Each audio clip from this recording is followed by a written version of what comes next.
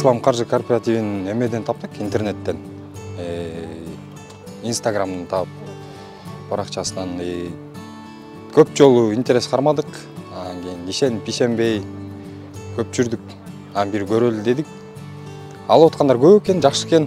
Шыр эле алат кезиң проблема жок экен. 50%-ын төлөгөнбүз. Бир 2 ай күттүк, 2 айга жеткен жок.